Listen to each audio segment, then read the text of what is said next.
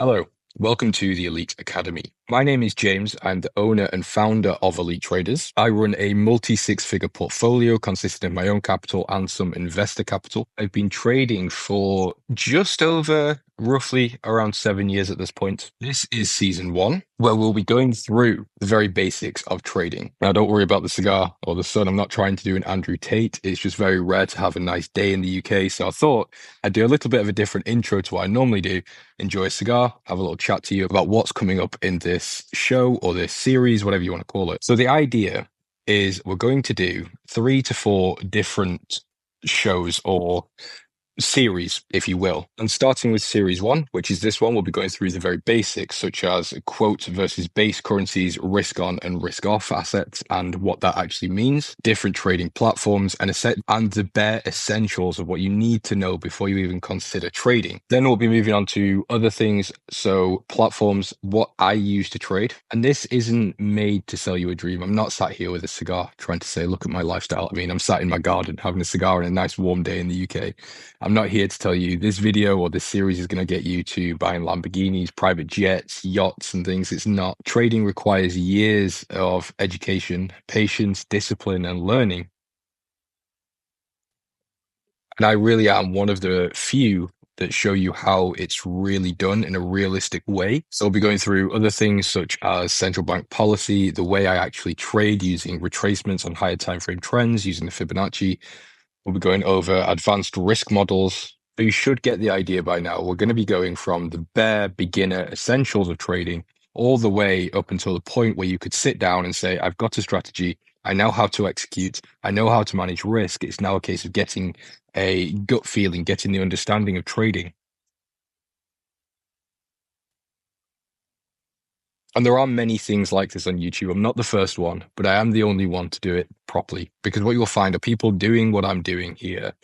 They'll be showing you technical strategies, which rely heavily on discretion. So it's very hard for you to copy and paste and get good results.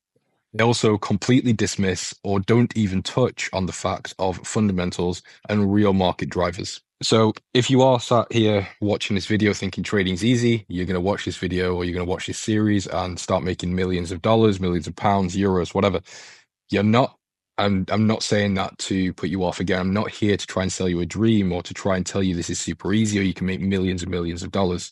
Because in order to make millions of dollars, you need to have millions of dollars. So more than likely, you'll be starting out small. You might be able to buy a coffee. You might be able to buy a sandwich at your cafe. But enough of that consistency and consistent deposits and compound interest, you will start to see more significant gains. You'll slowly start to be able to pay your water bill. You might be able to pay your mortgage. And as your capital grows, as your knowledge grows, that's when you can start leveling up and you can start taking trading more seriously. You can start earning bigger profits. So I'm sure all of the dopamine addicts have already clicked off this video because, again, it's not made for people who want to sit and try and trade liquidity sweeps or FVGs or any of that nonsense. This is built for people who really want to start trading, understanding central bank probabilities, central bank policy, understanding inflation, and then applying those ideas and building a foundation of a trade idea, then applying it onto the charts and capitalizing on that idea,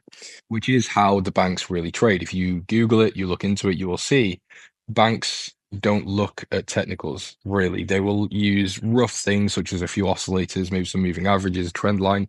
That's about it. They're not looking at small time frames. They've got algorithms to do that for them. And they're primarily trading higher time frames, normally going for 3 to 6 month trades. So what I want you to do, before we go further, this is about the end of the intro. We're going to go onto the charts and we're going to start the first episode now. But you need to be very aware that this isn't going to be something where you sit down, you're going to be entertained. This isn't a highly edited thing.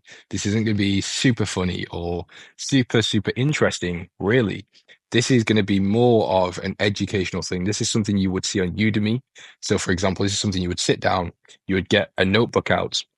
You could even use your iPad, take some Apple Notes and learn. So just before we go any further, the last thing I want to say is what's really possible with trading. So like I said, I manage a multi-six-figure portfolio. I run EliteTraders. I have a good life. You know, I am by no means a multi-millionaire. I'm not sat here trying to show you a penthouse or Lamborghinis, Bugatti, private jets, or anything like that. I'm not that type of person. I'm a normal guy who found success in one thing, and I am very good at that one thing. So what can an average person do? Because if you are, and this isn't to throw shade on anyone, I'm not trying to call anyone out, but if you look at a lot of the people, so the people showing off the Lamborghinis, the people showing off Bugattis and private jets and the stacks of cash, they all sell services. And again, I sell a service. I'm not trying to say that that's a necessarily bad thing, but what they portray is what I have a problem with. Because if you start trading with $500, you're not going to be at that same level. So my life, for example, I have complete freedom. I can travel whenever I want to. I'm not traveling private jets. I can basically be anywhere at any time. So for example, now it's a Tuesday morning and I'm just relaxing. You know, I'm recording this. I don't have to be at work. I don't have to answer emails to a boss. But again, this is because I've worked hard. Now, in terms of what I actually earn, I'm obviously not going to disclose that number exactly, just for my own private reasons. But you may have heard the multi-six-figure portfolio. You may think I earn multi-six figures from trading a year. It's not necessarily the case. Because as I have already said, a lot of that capital is investor capital. Now, if you've been trading for a while, you may be thinking about prop firms and the 80-20 split or the 90-10 split. So the trader will get sort of 80-90%. That's not how it works in the real world. When you're dealing with investors, you will normally be looking for, you know, maybe a 10-20% profit split. Obviously, depending on the time frame. So you could take that monthly, quarterly, yearly, it really depends. But yeah, don't get it twisted. I know I said it a few times, but I don't want you to come to this video thinking that this is going to be a life-changing thing. It definitely could be in the next 5 or 10 years. You could look back and think, oh, that video is really useful.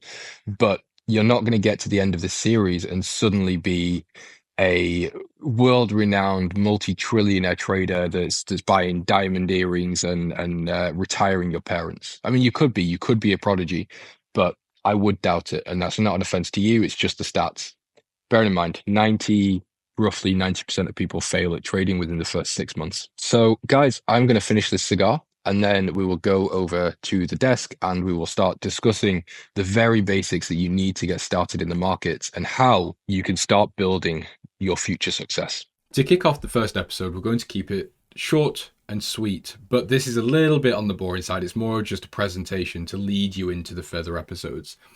So to start, what is Forex? Forex stands for the foreign exchange, but no one calls it the foreign exchange in the industry. We will just call it Forex or the FX markets. So it's a global market where currencies are bought and sold. We can buy and sell essentially any currency. I mean, there is some complications there, but generally speaking, we have access to the whole global currency system. It's the largest and most liquid financial market in the world. So I'm sure you've heard of the NASDAQ or the S&P or the NYSE, the trading floors. Forex is the largest market on the planet. And you can see here, trades over 7 trillion per day. That's obviously as of 2024. It might even be closer to 8 trillion by now. Whereas from memory, I think the NASDAQ does around 20 billion a day. Just to put that into perspective, a billion with a B and then 7 trillion with a T. So you can see how large Forex is. Now, it's open 24 hours a day, 5 days a week. That's actually a little error. It should be 23 hours a day, 5 days a week, because we do have an hour close every day. But essentially, the markets are open throughout every weekday.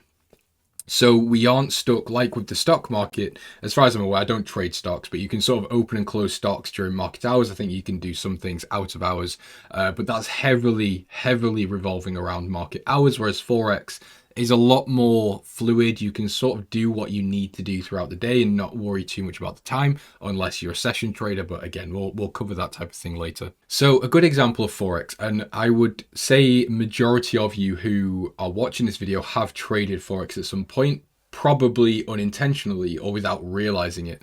So when you go on holiday and you will go to a foreign exchange, you will give them, let's say £100. They will give you back maybe $110, $120 in return. That's a Forex trade. You've just traded your pounds for dollars. So why does the Forex market exist? Well, we've got international trade, Companies exchange currencies to do business abroad. So for example, if Coca-Cola wanted to acquire Pepsi, or a foreign company, obviously Pepsi, Coke in America, but you get the point. If Coke wanted to acquire a company in Europe, they may convert their US dollars into euros to purchase that company and better rates without having to worry too much. Now, obviously, there's tourism, as we just touched on there. We need to transfer money in between currencies. Investments. Now, of course, if you want to buy into an investment abroad, you will need to buy that investment in their currency. You can't go to India, give them British pounds and say, I want to buy it. They don't have use for British pounds over there. Now, hedging. This is a good one. So business is protected against currency fluctuations. So what you could do is put let's say 20% of your business capital in dollars. You could put 20% in pounds, 20% in Canadian dollars, 20% in Australian dollars.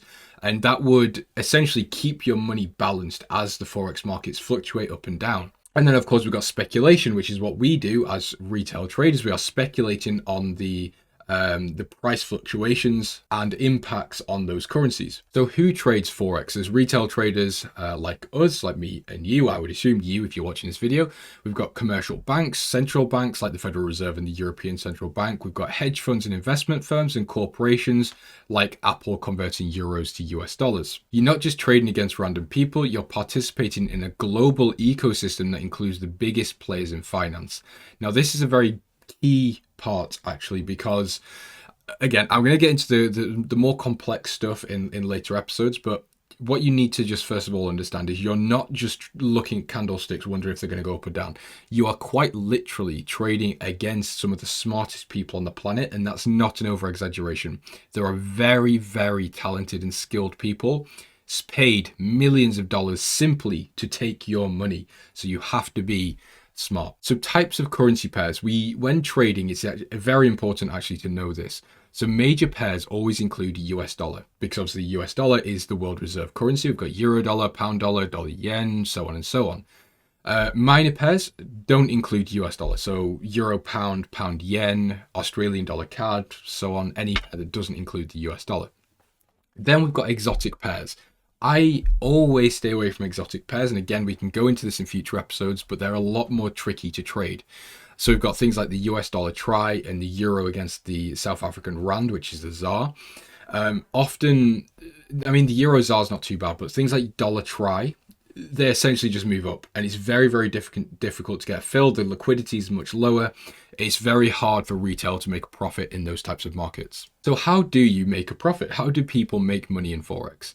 You can buy currency pairs when you think the base currency will go up, and you can sell a currency pair when you think the base currency will go down. So the base currency is essentially the first currency. So let's say we are trading GBP USD. GBP is that base currency. So if we think that's going to go up, then we buy. If we think it's going to go down, then we sell. Price movements in pips are the smallest units. Again, we'll go into the pips and things in the next episode when we actually get onto the charts. And you make a profit if the pips move in your favor, if price moves into your favor, and you essentially make pips on that trade. So an example, you buy euro dollar at 1.1, you sell it at 1.105, you have just made 50 pips. So you would have made money on that trade. And you can make money whether prices go up or down. And that's why Forex is amazing. You don't have to just buy markets. You don't have to just sell markets. If you think it's going up, you can buy. If you think it's going down, you can sell it. If you think it's going sideways, you can just sit out and do nothing. You are very, very flexible, or you can be very flexible in these markets, and it's very, very good. So why would someone want to trade Forex? Well, you've got high liquidity. So in things like euro dollar and the major minor pairs we just discussed, you can get in and out very, very quickly with